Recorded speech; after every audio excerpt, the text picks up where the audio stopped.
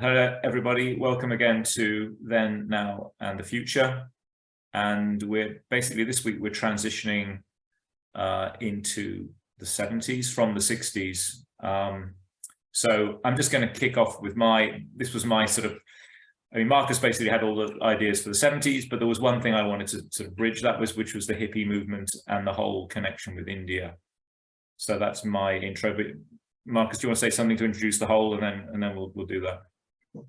Yeah, well, I think the 60s, as we said last time, was a time of huge transition. So I think there's still a little bit that we've got to talk about the 60s, but masses of stuff during the 70s that we can just start to pick our way through. But you've had a connection with sort of India, haven't you? Yes. And there was this thing towards the end of the 60s with Indian gurus and, yes, the hippie movement. So perhaps you can tell us a little bit about your experience. Right. Well, yes. So I mean, I was just reading up a bit on this before. So you had something called beatniks already in the sort of late 50s. So people were sort of becoming interested in this kind of thing. And then over the 60s, it developed more fully. And eventually you had this thing, this route that people took, the hippie trail, that's what it was called. And people would just go across, the Middle East, through what's called, what's Iran, Afghanistan, Pakistan into India, as a trail. They would start like Istanbul, that kind of area, and get there from some various parts of Europe. So anyway, that was that was a route, and people were going along that route, and there were like hotels along the way where they were hanging out together and exchanging stories and so on. But the whole thing of it, and another thing I want to say, it's not actually something new. We had people going out to the east from Europe earlier as well, and I guess my take on this is a bit spiritual, because I myself went to India in the 80s, in the early 80s, and that can only be has to be connected with that movement to some extent, although it wasn't actually as such a hippie trip or anything like that. So I think from a sort of theological perspective, I would say there's a lot to do with a sort of something in the West of a sort of dry intellectualism, and even what Christian religion as it had become in the West had become very, let's say, syllogistic or logical, but it didn't have a sort of spiritual, mystical element. And I think that this is what drew people to the East. And it was a very colorful time, and it's still, I guess, in this, coming to the 70s, I was like in the 70s, I was beginning to be a teenager, something in the late 70s, that's when I became a teenager.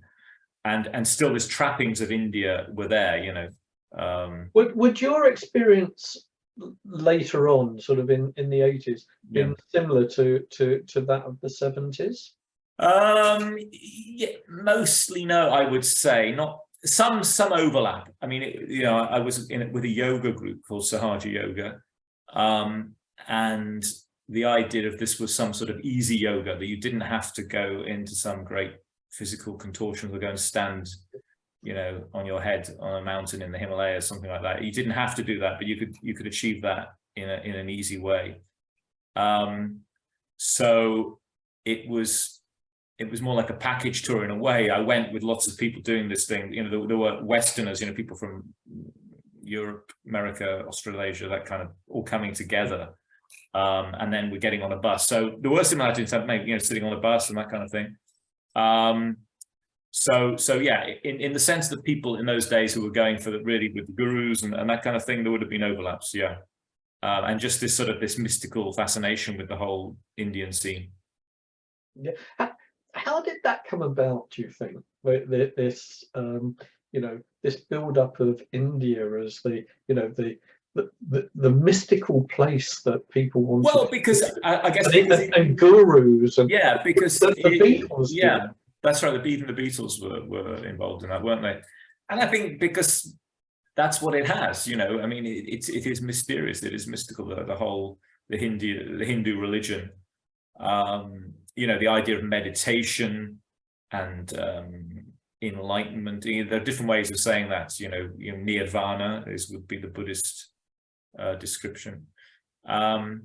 And this whole idea that you can achieve this, or oneness with the absolute being, this idea of the monism, that everything is one reality and you have to realize that you're part of God, you know, that kind of thing. So you're meditating to have this extraordinary mystical experience of your oneness with the divine being. Again, you know, different traditions defining it in different ways, but it was the idea that it was more than just a concept, a belief in certain ideas, but it was an experience of the whole being. Although it was later for you, did it have that sort of profound effect for you? Well, yeah, I suppose there wasn't the same sense of adventure those original people had. I mean, you know, I knew I wasn't doing anything so unusual and going to India or so new, you know. But I guess, I mean, it was within the context of this yoga group that it was entirely within that context, and I felt that I was on a pilgrimage and achieving a lot with it. But I didn't actually, I mean, it was more like a good feeling, but I wouldn't say I had any profound mystical experience. Okay, the cynical ex-journalist in me, yes, when you look at the 70s, would say that there were perhaps some strange substances involved in. Yes, well, that's it. Well, certainly my yoga group was totally against that. It was very squeaky clean, as you would say. So, but yes, I mean, you know, a lot of people were going on that kind of line and having a mystical experience that way. So, but I think that's cheating, you know. I don't think that's the real thing. That's the shortcut method. Yeah, something like that. Yeah. Yeah. So, but you know, a fascinating time and a fascinating part of the world. And do you think? I mean, are people still doing those trips? I think there is still that. You know, obviously, you know, tourism to India has you know, advanced greatly since those days, but I think still people are attracted by that. Yeah, and you know, that the similar feeling is there, that people looking for something a bit more. And people will still get involved in yoga on a spiritual, you know, so you have yoga as just a physical exercise, yeah. But I think generally speaking, there's some sort of meditation attached to it and so on. So I think people are on a lower key level interested in that. But it doesn't seem to be the sort of mass movement that it was back then. Sure. So perhaps we can start edging our way into yes. into the 70s. You're by then into your teenage years. Well, yeah, I mean, I was born in 65, so I was by the end of the 70s, I was a teenager. Yeah. Sure. So what are your sort of initial sort of memories of the 70s? Okay, well, you know, you've listed, you know, before we started today, you listed a lot of things that happened, and of course I can remember most of these. So I'm just trying to think of what would be the most striking. Decimalization. I mean, that's a big one, isn't it? Actually, you know, from pounds, shillings, and pence to, you know, tens. Everything's nice and decimalized in hundreds and tens. And that's, you know, I'm a generation which never had any practical interaction with pounds, shillings, and pence. What about you? Oh, crumbs, yes. I mean, yeah, you know, by the 70s, I was born in 51. So yeah. by the 70s, I was into my late teens. So yes. my whole life up until that point had been pounds, shillings, and pence. Yes. And there was a big learning curve to go over to decimalization. Yeah, but how complicated was that system compared to decimalization? You know, because as I say, I never lived with it. I'm just trying to think. Well, it wasn't complicated because things aren't complicated when you grow up with them. Yes. So yeah. That's all you know. Yeah. Certainly a far more complicated system than decimalization. Yes. But then we had to start getting our heads around the fact that, you know, 10p wasn't equivalent to the old 2 bob or right.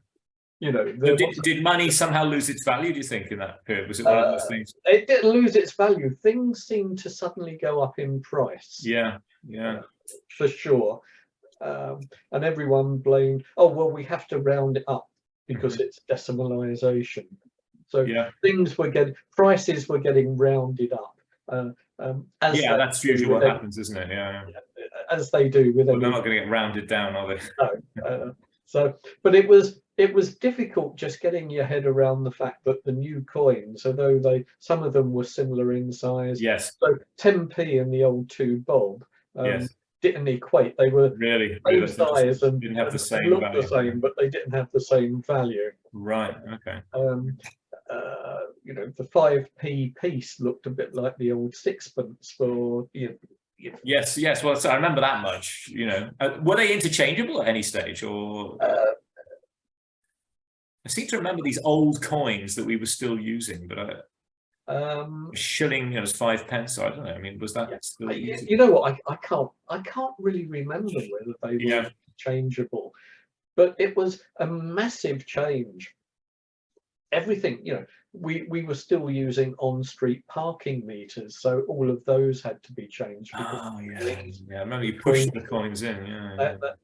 That's right. Everything had to be changed because coins were different sizes and different thicknesses. Massive change, and younger people obviously take to it quite easily. Yes. For older people, it was a time of complete and utter confusion to go out and go shopping, and just trying to get your head around the different value coins and what they all meant.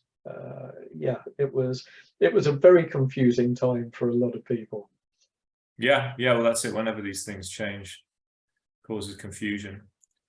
And I guess that ties in with the European Union, or the EEC, the Common Market. EEC. That's right. The European Economic Community. Right. So I think it was Ted Heath who took us into that. Yeah. He signed the agreement, and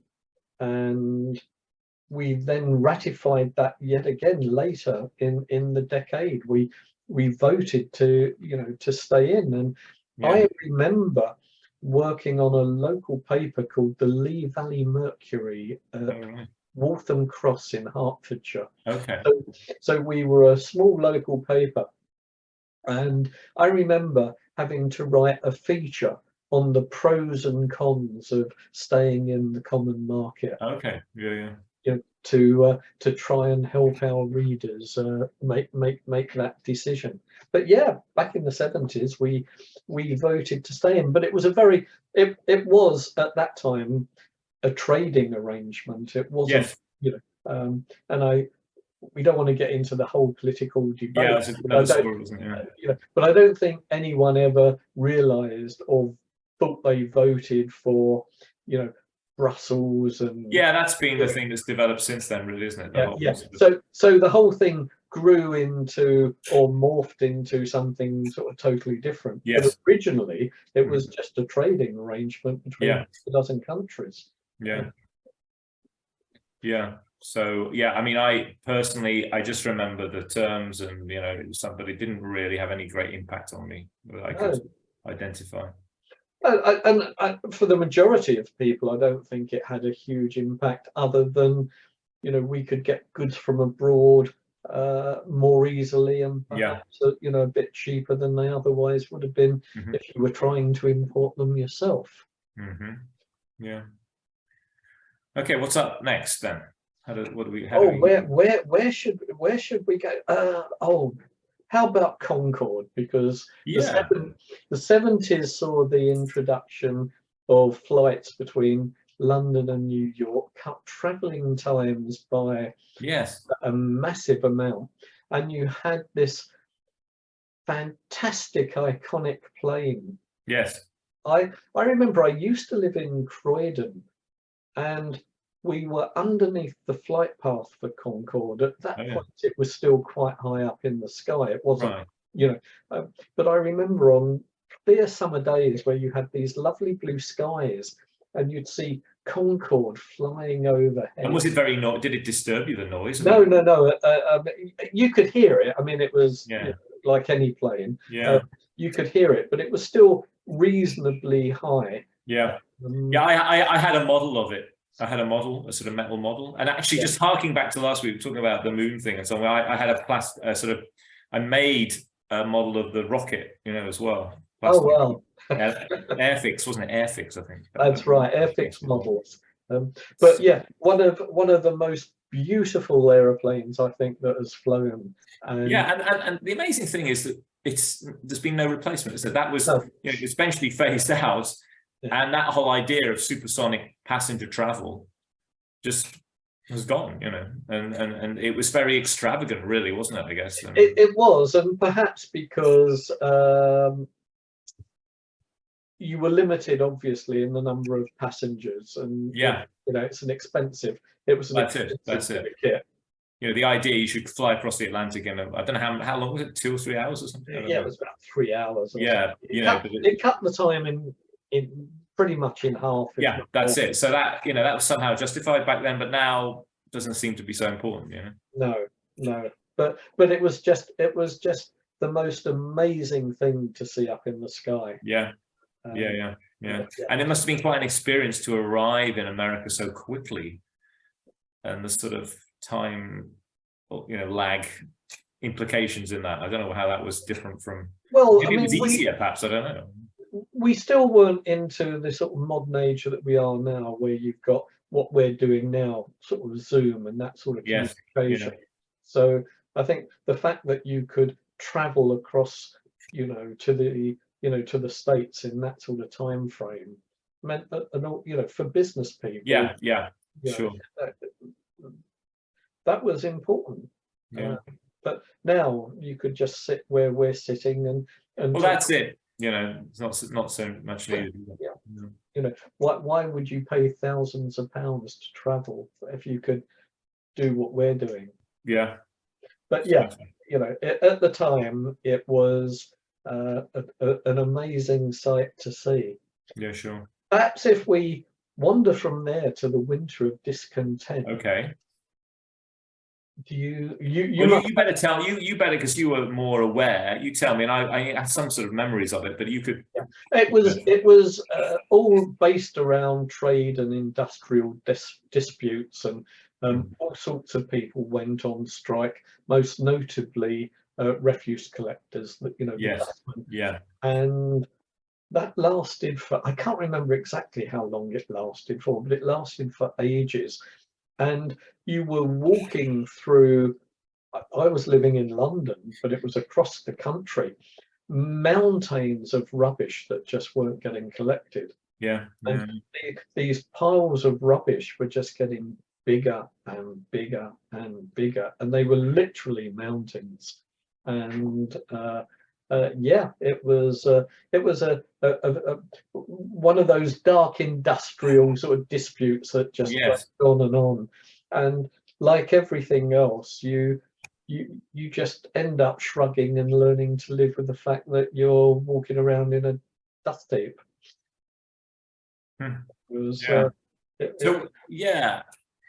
Really, I can just remember that. But what other things was that? Was that the crisis? There was a crisis, and you couldn't. There was the working week was shortened or something. There was a big energy crisis because one of the things that happened, there was an oil shortage. Yeah. And a 50-mile-an-hour limit was introduced on all roads in the country, including motorways. Right. Because there was an oil shortage. And I can't remember whether it was exactly the same time, but yeah, there was certainly the 3-day working week was introduced. Because there was an energy crisis. Street lights used to get switched off in the street. So all of the street lights were being turned off. I remember driving through, I think it was Finchley in North London. Yes. And the main road was absolutely black because all the street lights were off.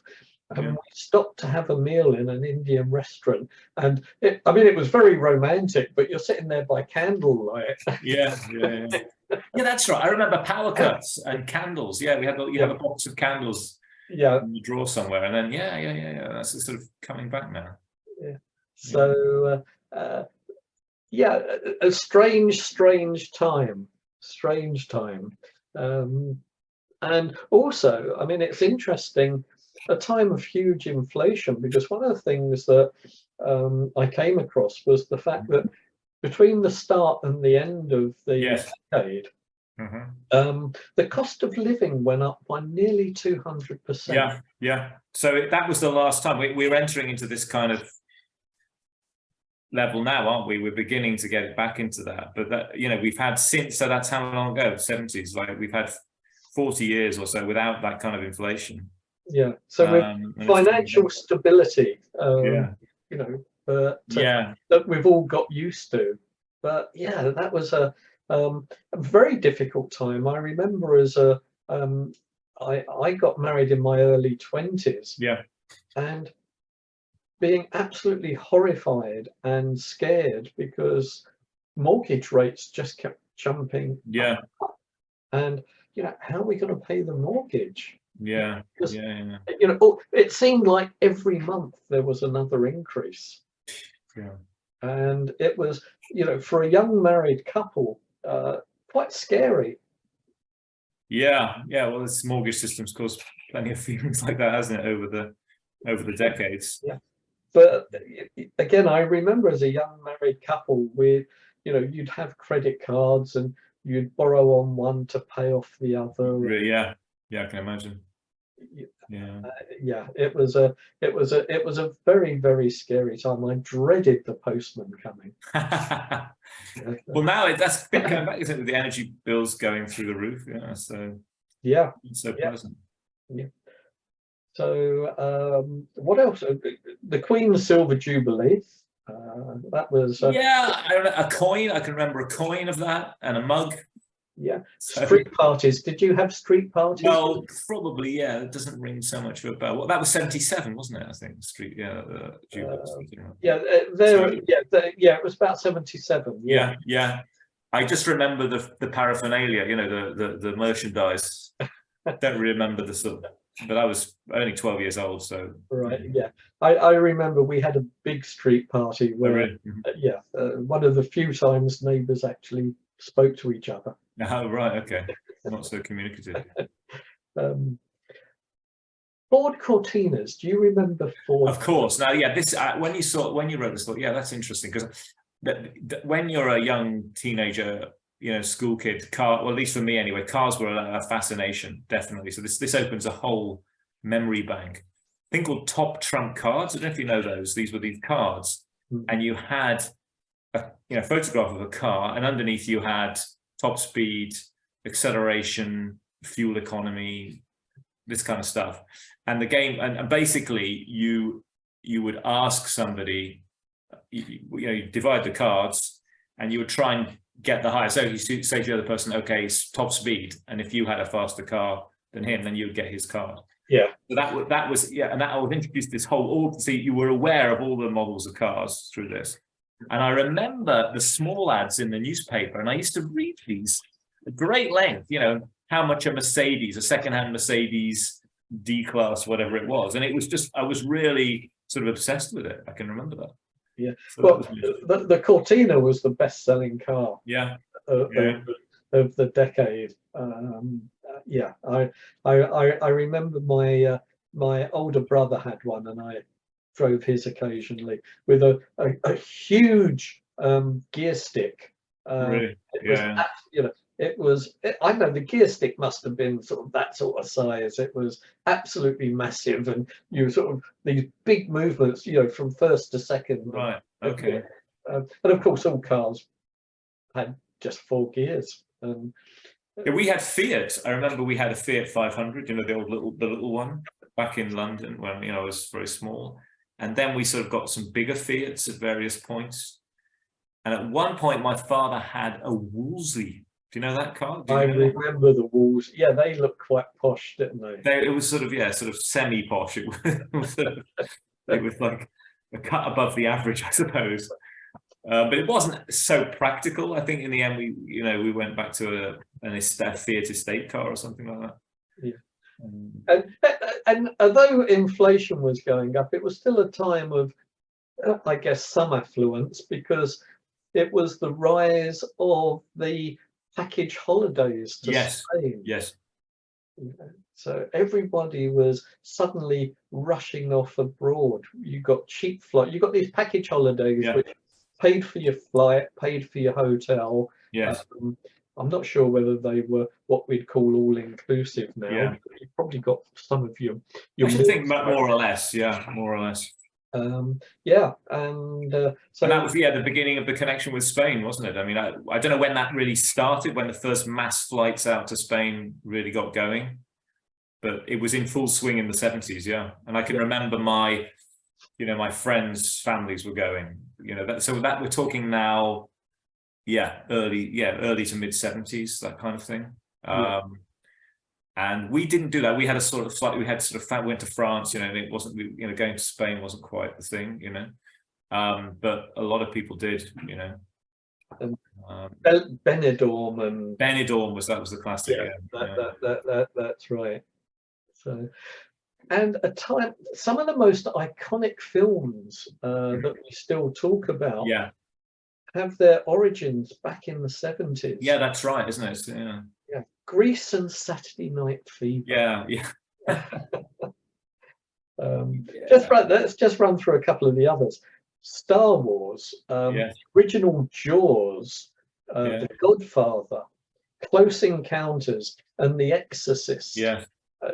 Films that I mean, The Exorcist. People still talk about The Exorcist, today. Yeah. But it was way back in the 70s. Yeah, that's right. And it seems so recent, doesn't it? I always, whenever I think back of Star Wars, and it was in the 70s, I think, wow, it just didn't seem quite so long ago. But it's a bit like music in a way, isn't it? The music had this sort of the real, I don't know. I mean, I just feel that the 80s on a musical level was definitely a step down. I mean, I was just in a restaurant the other day and they were playing 80s. I thought, what? I mean, compared to the progressive rock and whatever, it just seemed to be so, crude, I think is the word. And I don't know if that's true for films. I'm not really a film buff. What was that guy on the TV? What was his name? Norman. Somebody Norman. Yes. He did. It wasn't Harry. Anyway. We should know this, but anyway, that was a thing. Everybody watched his film review. Yeah, absolutely, they did. Yes, that's Barry, wasn't it Barry Norman? Barry Norman. Yeah. Yes. Yeah. And his film reviews, everybody watched that. Yeah. That made or.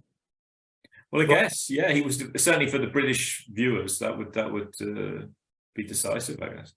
Yeah. But some iconic films there for sure. It was also the start of the digital age, I suppose. One of the things that surprised me: pocket calculators and the original digital watches. I remember those. They've even had one actually. Yeah. The latter part of the 70s. I always remember my wife saying to me that one of her maths tutors, was talking to her or telling her off in a class about being able to add up or do some sort of math calculations, and you're not going to have something in your pocket that you can carry around and that's going to do this. But well, you know what? Yes, there was. Yes, that's right. Yeah. What do we say? I'm just trying to think my own relation with computers. Again, 80s really. Yeah, when I worked as a computer operator in the early 80s. So but I certainly remember the digital watches. I might have even had one. So they would have been quite simple affairs. Yeah, just a very simple thing. It was just there with the time in a.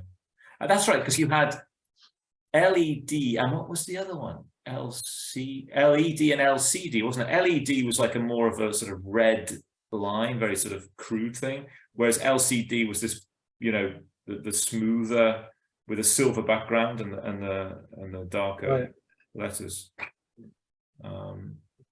So yeah, I mean that's a rabbit hole to go down that. But and the transistor radio. But when was the transistor radio? That was that was the latter part of the 60s. That was came in then. Yeah. So what were people doing in the late 70s by that time? Did they have the boombox? Did they have the sort of the thing they were carrying around? The ghetto blaster. You know, ghetto blaster. That's something we need to look into for our next chat. Yeah. We're getting a bit hazy on dates and stuff now, aren't we? On these things? But Action Man.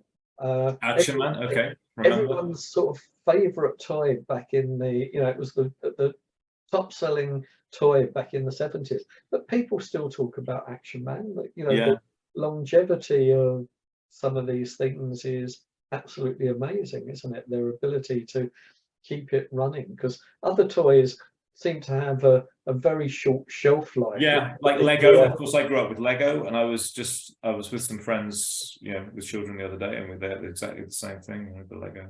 Well, yeah, you know, Lego now has its own theme park, doesn't it? Yeah. So amazing. I'm not sure what it is that keeps some of these toys going while other toys just have, you know, they're like a shooting star. It's something that, I mean, like it's fizzle out. Useful. You can do so much with it. You know, there's so much room for imagination with it, isn't there? Although now they're making these you know, you've got a kit which is basically some monster, or I don't know what it is, you know, and there's not much imagination now. You just put together what they made, but you can still buy the basic bricks and make your own, you know, town or whatever you want. Absolutely. So we've had a bit of a quick canter through the 70s, flying tour of that. So yeah, maybe we'll slow down a bit from now on. I think perhaps we should start looking at smaller periods. Sure. So anyway, it's a sort of hopefully it's somebody sort of mixed memories and thoughts coming in here. So but you know, it's just nice going back and revisiting some of these things. Yeah, that's right. So for us, it's just sort of refreshing, bringing to life some old memory, you know, brain cells, and hopefully we can get more efficient in making it sort of relevant and interesting. Well, I'm sure it's relevant and interesting now, but we could make it perhaps even. Oh, we can even improve on that. Yeah, you could always improve. Yeah, sure. But Peter, pleasure as always. Thank you. Great, Marcus. Okay, well, we'll be catching up next time.